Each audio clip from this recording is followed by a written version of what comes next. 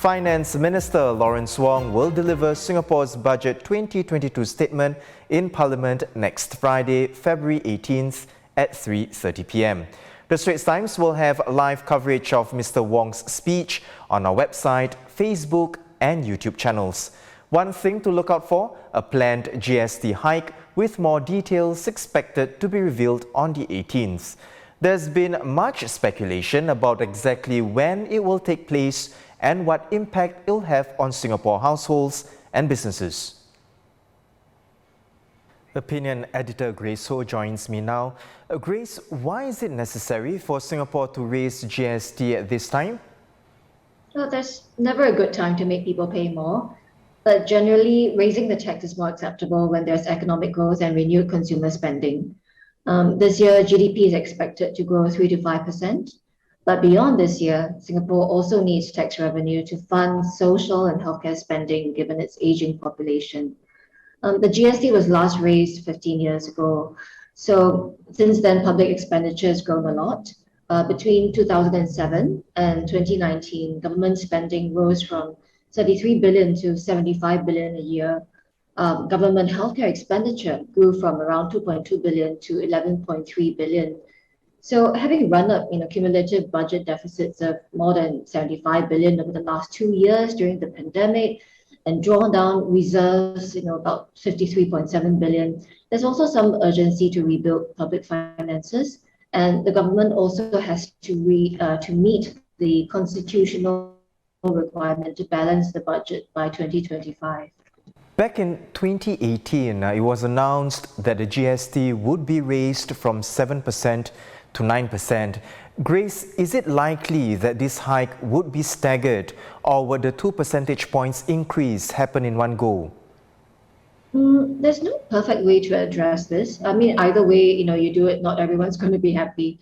But the GST hike over 2003 and 2004 was done in a staggered manner. In other words, by 1 percentage point every year, so as to ease in the cost burden for the consumers.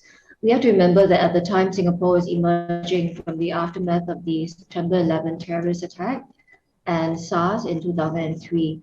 But this approach causes some inconvenience to GST registered businesses because they have to adjust their enterprise resource planning systems and their price displays a few times. So some analysts expect the GST to be raised by 2 percentage points at one go. But it's not unanimous. Some also say that it would be unpalatable for businesses and consumers to swallow the immediate 2 percentage point hike when there's still Omicron. Grace, why not just tax the rich? Is it possible for the government to tax just higher income individuals?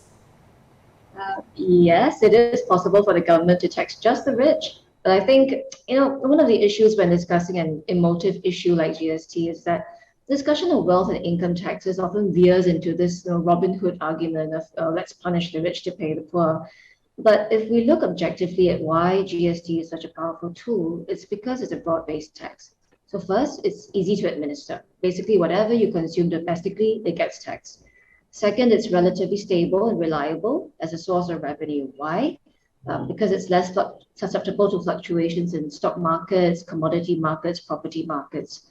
Third, it doesn't distort the behavior of companies and households because it's applied across the board. It doesn't cause people to say, okay, I'm not going to consume one item versus another. In contrast, your income tax, your wealth tax can have a distortive effect because taxpayers are incentivized to avoid reaching certain levels of income. So if I was a rich person who wanted to avoid taxes, I could hire an accountant to help me find ways to do so. Whereas with the GST, say I'm rich and I go and spend $500 on an expensive meal, I would get taxed the full amount of GST and I'll be paying more than someone else who doesn't spend money on that expensive meal. But in the end, overall, I think measures to give people equal opportunities such as access to education, investing in vulnerable communities, that's more powerful than any forced wealth redistribution.